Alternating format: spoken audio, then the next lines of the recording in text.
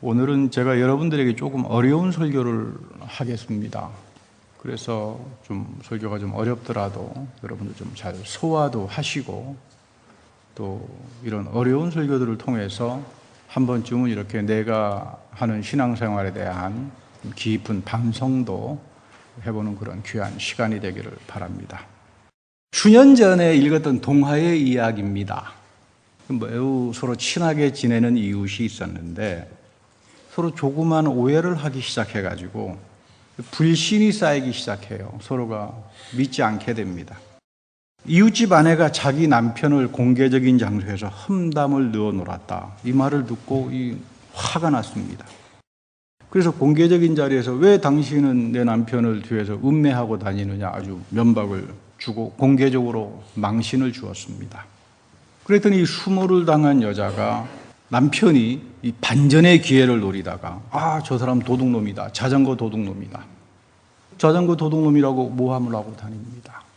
사실 이 사람은 길거리에 버려진 자전거를 가져다 놓고 잘 수선을 해서 새 것으로 만들어서 타고 다녔는데 졸지에 동네 사람들에게 자전거 도둑놈이 되고 말았습니다. 격분한 이 사람은 밤중에 몰래 일어나서 이웃집에 마구간에 찾아 들어가서 불을 질렀습니다.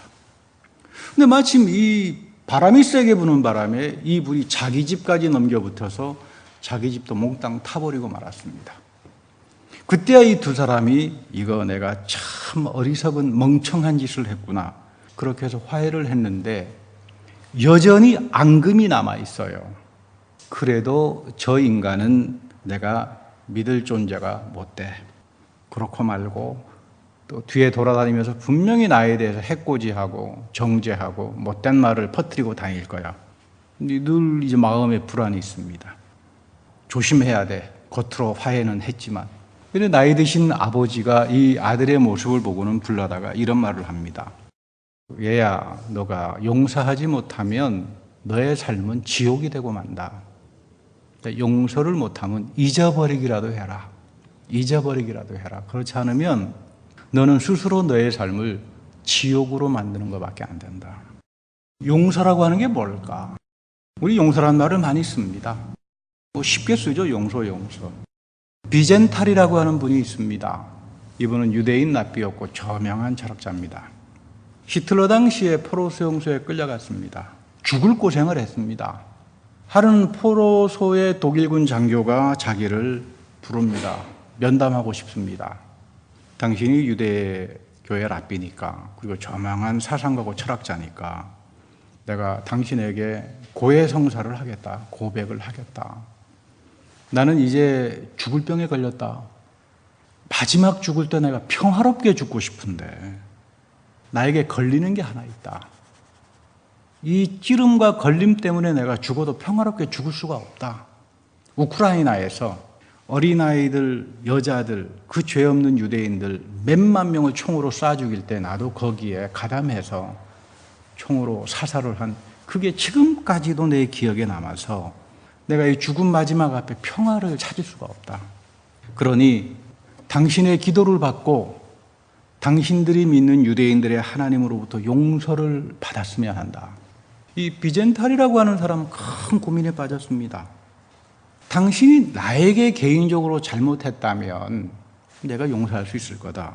그런데 억울하게 죽어간 희생자들, 내가 어떻게 그 사람들의 이름을 대신해서 당신의 죄를 용서할 수 있겠느냐.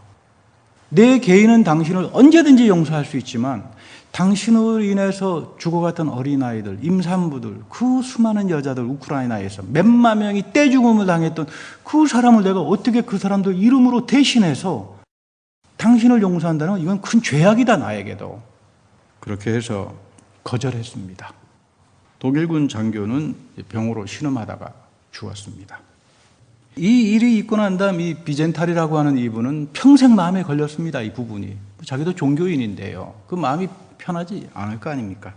그래서 구사일생으로 포로수 용소에서 살아오고 난 다음에 이분들이 기독교 신학자들과 철학가와 인문학자들에게 자문을 구했습니다. 편지를 보내서. 이런 경우에 당신들은 어떻게 하겠습니까? 어렵습니다. 의로운 자들을 대신해서 나는 용서할 수 있을까? 나는 억울하게 희생을 당한 사람이 아닌데 내가 어떻게 참남하게 그 사람들을 대변해서 죄를 용서할 수 있을까? 사람은 어디까지 용서할 수 있는 걸까?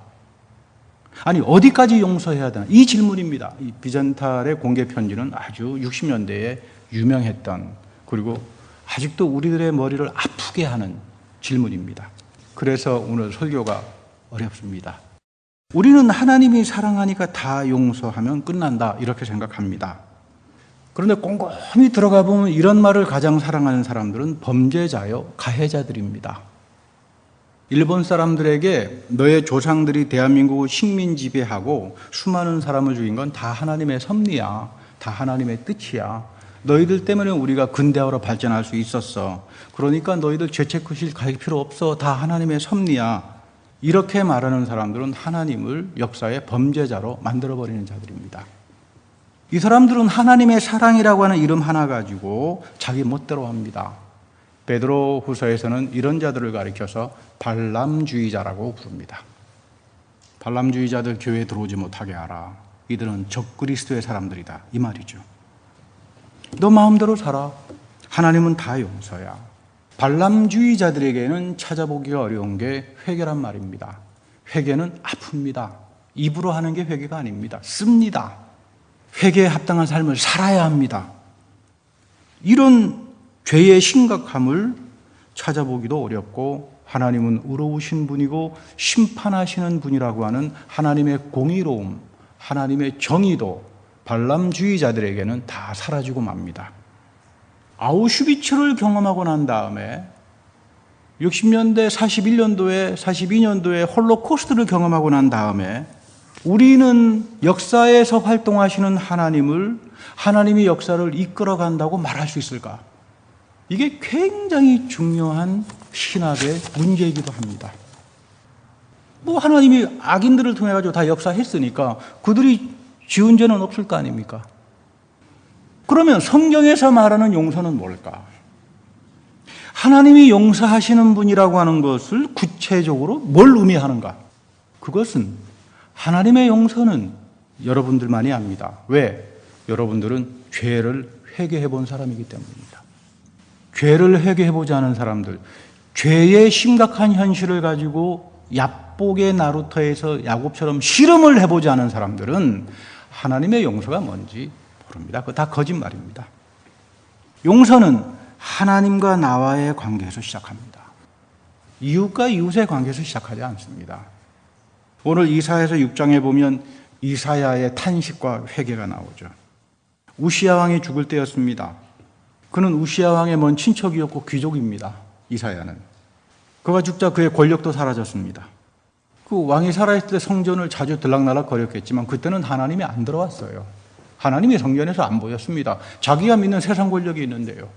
왕의 권력이 있는데 뭐 하나님이 들어오겠습니까? 자기가 뭐 예언자라 그러더라도. 완전히 좌절감을 느끼고 자기가 지금까지 믿었던 권력이 사라지고 자기가 수월에 내려가는 땅바닥의 경험을 했을 때 비로소 하나님은 성전에서 이사야를 만납니다. 이사야는 여러분 의로운 사람입니다. 선행을 많이 한 사람입니다. 악인이 아니에요.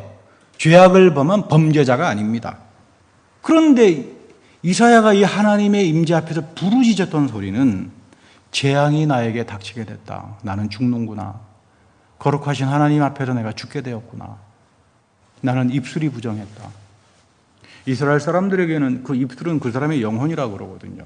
그러니까 그 사람이 말하는 걸 들어보면 저 사람 영혼의 상태를 알 수 있어요. 내 영혼이 썩었구나, 하나님 앞에서. 내 입술을 가지고 부정한 말을 했다. 나뿐만 아니라 뭐 정치를 하면서 남을 은혜하고 남에게 정죄를 하고 그런 일들이 있지 않았겠습니까? 그리고 이스라엘 백성들도 입이 방정 맞은 사람들입니다. 입이 방정 맞아서 그 영혼이 썩어서 하나님 앞에다 저주를 받게 됐구나. 내가 부정했다. 거짓말과 음해를 밥 먹듯이 내가 했구나.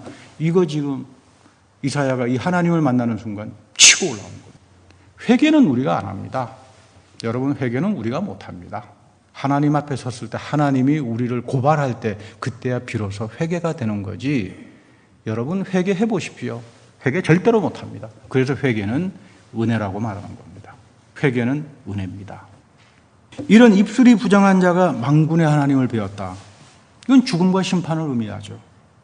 그때 하나님께서 스랍천사를 시켜서 번제단의 숯불단으로 입을 지져버립니다. 부정한 입술을 지져버립니다. 그리고 너의 죄가 사해졌다. 놀라운 이야기죠. 대단히 놀라운 이야기입니다. 하나님은 죄를 용서하시는 분으로 나옵니다. 용서할 때 어떤 행동이 있다고요? 입술을 번제단의 숯불로 지져버립니다.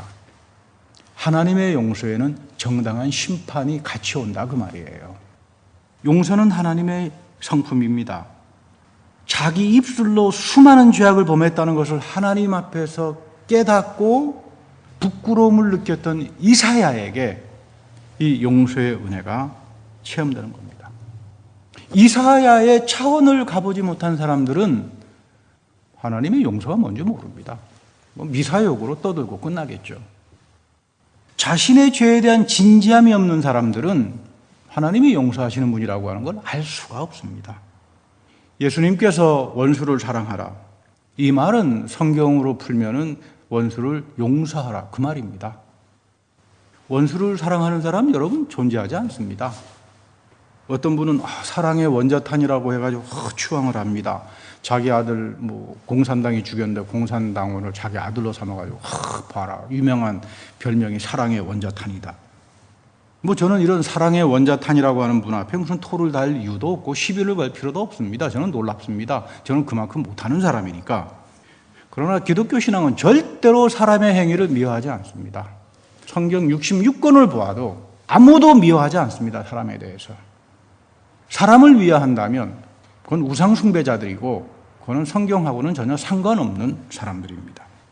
성경이 이야기하는 것, 사랑의 원자탄이라고 하는 분의 마음속에 하나님의 용서가 살아있어서 내가 하나님으로부터 용서를 받은 사람이다. 그러니까 나는 이 은혜를 가지고 내 아들을 죽인 자를 용서할 수 있다. 그러면 저는 그분을 존경합니다. 미워는 하지 않지만.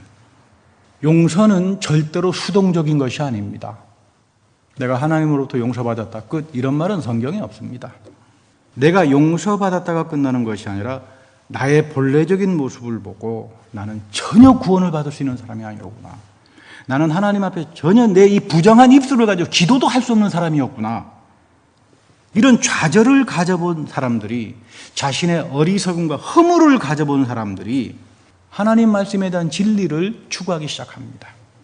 내 스스로 나의 허물과 진리의 문제를 해결할 수 있다면 여러분들 하나님 찾을 필요도 없고 이 자리에 와서 거룩한 마음으로 경건한 마음으로 하나님 앞에 예배 드릴 이유도 없잖아요. 내가 다 알아서 해결해 버릴 텐데. 저는 운동권을 잘 모릅니다. 그러나 제 주변에는 몽땅 다 운동권 목사들밖에 없습니다. 착각하지 마시고 저는 운동권이 아니라 이 사람들의 목회자입니다. 그거나 이거나 비슷비슷한 거 아닙니까? 아니, 회개시키려고. 제가 마지막 땅끝까지 들어가서 회개시켜야 되지 않겠습니까? 저급한 문화의식에 미혹당한 사람들, 여러분, 회개시켜야 되지 않겠습니까? 그래서 저는 그 사람들의 목사입니다. 자랑스럽게 생각합니다. 이분들을 만나보면 100% 공통점이 있습니다. 다 비분관계파들, 비분관계. 자기만 잘났어요. 다 비분감이야. 세상이 다 잘못되다. 도덕적으로 자기만 의로워요. 제가 이분들에게 하는 이야기가 사회정의에 대한 도덕적 비분관계를 가지고 시작하면 너는 허무주의자로 끝나고 자살밖에 못해. 이거를 시작하는 사람이 니체라고 하는 철학자입니다. 그래서 이 사람은 도덕을 다 뭉개버렸습니다. 도덕이라고 하는 것, 선악이라고 하는 것 다 필요 없는 거예요. 인간들이 다 만들어 놓은 거예요. 그 유명한 근사한 책 제목이 있죠. 선과 악을 넘어섰는데 정신병자가 되고 말았습니다. 여러분, 도덕을 넘어서면 정신병자가 돼버리죠. 우리 인간은 도덕을 가진 존재잖아요. 제가 도덕을 배우는데 빵이 앞에, 토비 앞에 도덕을 배우겠습니까? 아니잖아요. 이 저급한 진화론주의자들이 사람을 바보로 만들어버리는 거죠. 사회정의에 투신한다 그래서 절대로 그 사람 도덕적인 사람 아닙니다. 사회정의라고 하는 게 나쁘다는 말이 아닙니다. 사회정의는 조심하게 해야 됩니다. 사회정의를 하는 건 개인이 아닙니다. 사회를 집단주의적으로 봅니다. 사회정의는. 경제가 불평등하다. 전부 다 집단적인 겁니다. 그 집단주의 안에 한 개인의 도덕과 인격을 인민재판해버리고 죽이는 것은 아무것도 아닙니다. 아무리 착하게 살면 뭐하나 사회가 비도덕한데. 이 사람들이 쓰는 18번 말이죠. 집단주의 사고죠. 볼 거를 못 봅니다. 집단주의 자기가 만든 앵글에다가 모든 걸 다 맞춰서 볼 수밖에 없습니다. 결국 좌파주의적 사고라고 하는 것은 집단주의 사고고, 모든 개인의 도덕과 이런 것들을 자기가 생각하는 집단주의 정의에 재단질 해가지고 인민재판식으로 다 가려버립니다. 그래서 이런 사회는 망합니다. 왜 그러면 자기네들은 이렇게 대단히 무식하고 저급한 의식을 가지고 있으면서 엘리트라고 생각할까? 자기는 취해법권이라고 생각합니다. 운동권 사람들에게 회개가 있는 줄 아십니까? 없어요. 그래서 제 후배들 친구들 만나면 너 회개해라. 그래, 하나님 나라가 너희들에게 온다. 회개해. 하나님 나라가. 그랬더니 뭐 선배님이나 회개하십시오. 나는 날마다 죽는 사람이야. 너희들도 회개해야지. 같이 회개하자. 취해법권적 영역에 나는 있다. 왜? 나는 의로운 분노를 하는 도덕적으로 우월한 자니까. 사회가 나쁘다고 내가 도덕적으로 분노하면 나는 엘리트가 돼야 되고 취해법권이 돼야 됩니까? 내가 공부 못해가지고 좋은 대학 못 나와서 지금 직장 생활을 제대로 못해서 가난하게 됐다면 그 공부 열심히 잘해가지고 좋은 직장 다니는 사람 죄 때문에 그런 겁니까? 도덕이라고 하는 것은 사회정의에서 나오지 않습니다. 도덕이라고 하는 것은 절대로 집단주의에서 나오지 않습니다. 도덕은 개인의 양심과 정직성과 책임성입니다. 그래서 우리를 도덕적인 존재로 만들어갑니다. 이거 여러분 명심해야 됩니다. 이거 아담이 지었던 죄입니다. 하나님, 내가 왜 선악과 먹었다고요? 당신이 준 저 하와 때문에. 책임전가, 자기는 책임도 없고 도덕성도 없고 양심도 없는 자가 되어버리는 거예요. 원죄는 바로 이겁니다. 이 원죄 속에서 우리가 살아갑니다. 그러니까 죄를 밥 먹듯이 먹고 살아갑니다. 하도 밥 먹듯이 먹으니까 내가 죄를 짓는지도 모르고 살아가요. 양심이 사라져 버리는 거죠. 다 취해법권입니다. 이걸 성경은 너희들은 원죄 안에 있다라고 고발하는 겁니다. 바울은 이 문제 때문에 대단히 평생을 심각하게 씨름하면서 산 사람입니다. 바울이 죄가 많아서 씨름했겠습니까? 그는 바리새파로서 열심히 특심했던 사람입니다. 우리는 쫓아갈 수도 없을 정도로 율법에 특심했던 사람들입니다. 그건 누가 미치고 613개의 율법을 다 지키고 삽니까? 여러분 그거 다 지키고 살 수 있습니까? 저는 10개도 못 지키고 살 겁니다. 바울은 다 지키고 살았어요. 자랑할 만하죠. 자기 이 율법적 선행을 가지고 공치사를 통해 가지고 난 도덕적으로 선행 이만하면 됐어. 세상에서는 박수 쳐야 될 거 아닙니까? 근데 바울은 아니더라. 내가 예수 그리스도 안에 나타난 하나님의 은혜를 만나보니까 이거 아무것도 아니더라. 이겁니다, 이거. 인간의 선행이 아니라 더 소중한 것은 내가 예수 안에서 하나님으로부터 용서를 받았다라고 하는 이 은혜더라. 이 하나님의 은혜가 나를 하나님 앞에서 새로운 존재로 만들어가고, 그래서 성경에 유명한 디아코니아라고 하는 말이 여기서 나오는 겁니다. 하나님의 용서를 경험했던 사람들은 하나님을 섬깁니다. 이거 단순한 봉사나 선행이나 이런 말이 아닙니다. 섬긴다는 거 나는 없어지는 겁니다. 섬기는 건 종이 하는 거 아닙니까? 뭐 종이 나 주인 좀 내 주인님을 섬겼습니다. 나 좀 봐주시오. 신문에 좀 대서 특별해 주시오. 이런 종놈이 있다면 그 아마 두들겨 집에서 쫓겨날 겁니다. 그렇잖아요. 섬기는 건 지극히 당연한 거 아닙니까? 종이면. 섬김이죠. 이게 봉사 아닙니다. 선행도 아닙니다. 하나님의 은혜를 체험하고 용서의 은혜를 경험한 사람들은 디아코니아, 섬기는 삶을 삽니다. 내 것이 없어진다 이 말이에요. 바울은 이 섬김, 디아코니아의 가장 아름다운 모습을 십자가에 달리신 예수 그리스도에서 봤습니다. 예수 그리스도는 우리를 섬기는 자로 오셨다. 로마서 5장 20절에서 그래서 굉장히 도발적으로 말을 하죠. 율법은 지켜보니까 죄만 가증시키더라. 너 착하게 살아봐. 진짜로 착하게 살았던 사람들 율법 지키면서 그 사람이 위선자가 아니라면 이거 가지고는 나의 죄밖에 안 나타나는구나. 이거 알 거다. 다른 말로 말하면 너희들 열심히 선행하고 봉사하고 뭐 살아봐. 거기서 알게 되는 것은 너희들이 위선자가 아니라면 내 속에 숨겨놓은 거짓과 속임수밖에 드러나지 않더라. 이게 지금 바울의 고발입니다. 이거 참 어려운 말이죠. 그래서 여러분 기독교의 복음의 진리가 제일 어렵습니다. 저는 제일 어려운 것 같아요. 다른 종교에 비해서. 그러면 이런 질문이 하나 나옵니다. 나는 그럼 아무것도 안 하고 살아야 되나? 사과나무 밑에 가서 입만 쫙 벌리고 사과나무 떨어질 때까지 꼭 기다리면서 살아야 되냐? 여러분 아무것도 안 하면서 인생을 살 수는 없습니다. 사과나무 밑에 가서 입을 쫙 벌리는 것도 뭔가 행위 아니겠습니까? 그렇잖아요. 어쨌든 무엇을 하면서 사는 게 인생인데 그러니까 율법이 싫어하죠. 율법이라고 하는 건 여러분 뭔가를 하라고 하면서 살리는 지침 아닙니까?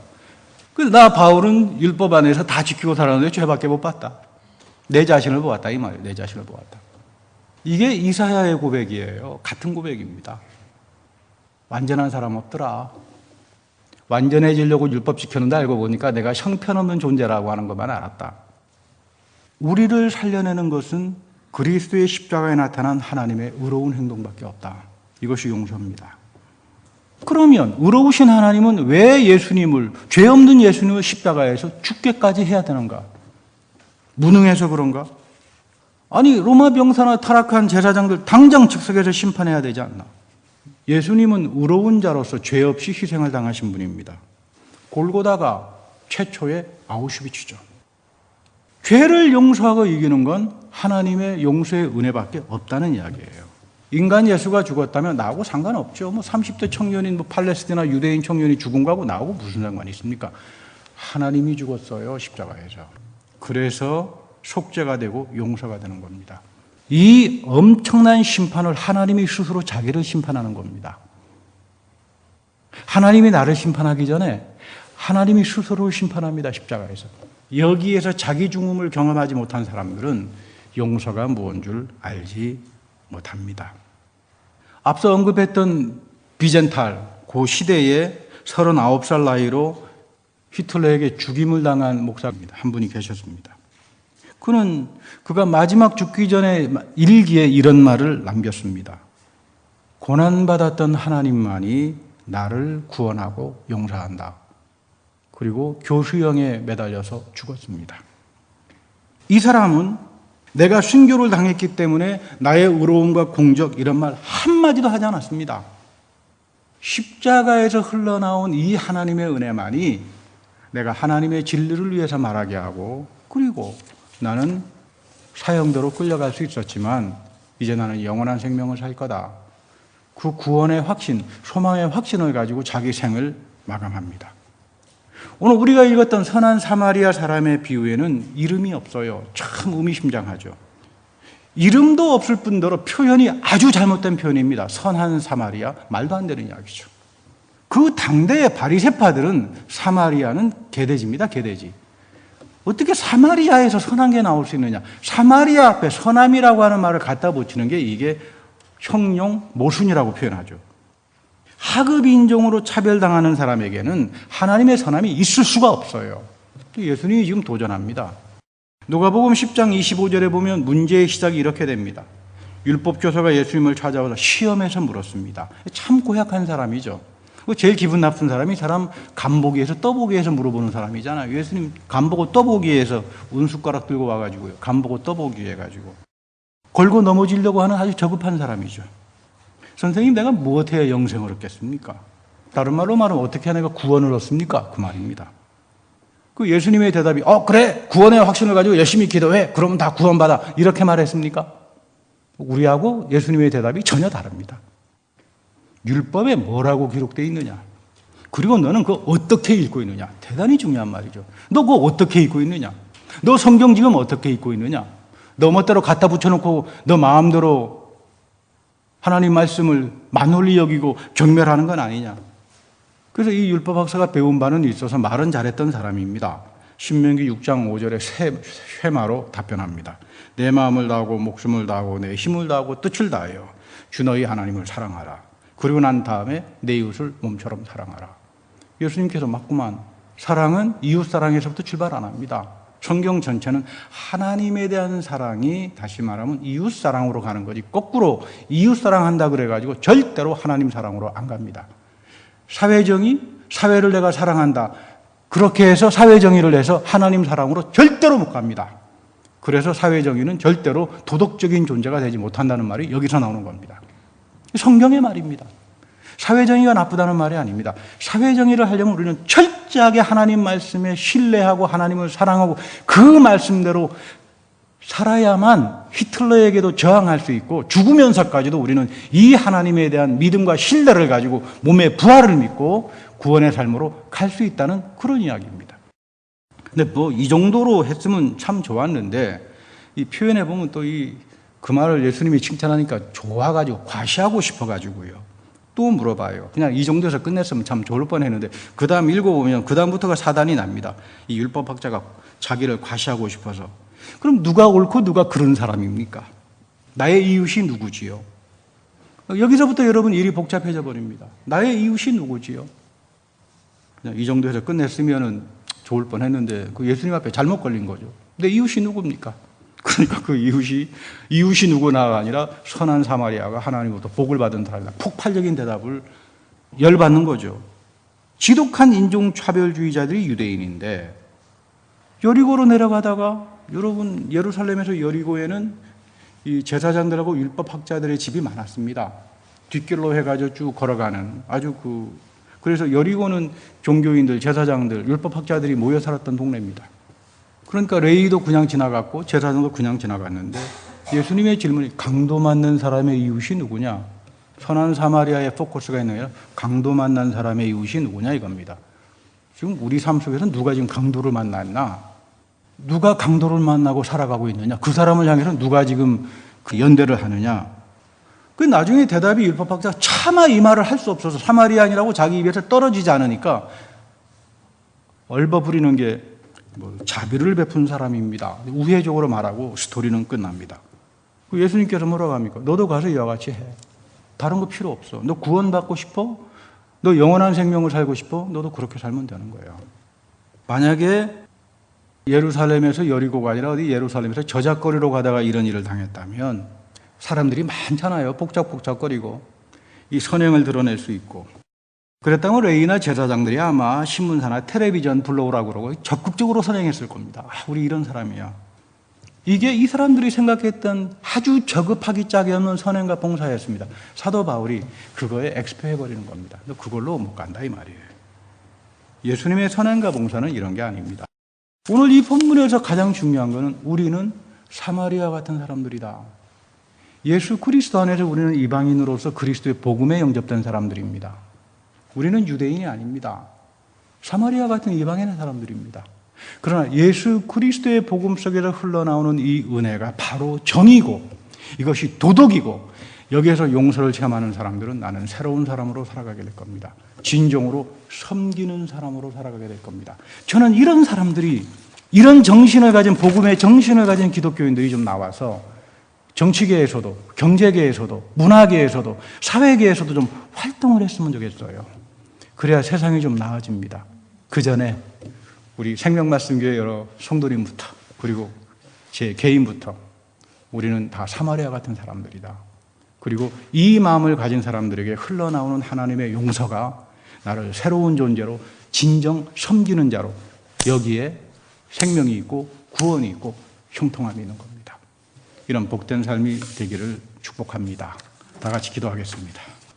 우리의 잘못되고 미혹된 생각들, 교만하고 바리새파적인 생각들을 없게 하시고 그리스도 안에서 흘러나온 하나님의 그 용서가 나를 정의롭게 하고 나를 도덕적으로 섬기면서 살게 한다는 것을 깨닫게 하여 주옵소서.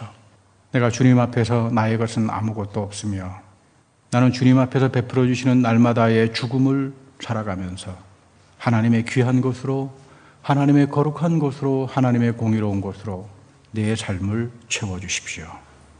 우리 구주 예수 그리스도의 이름으로 감사하며 기도드립니다.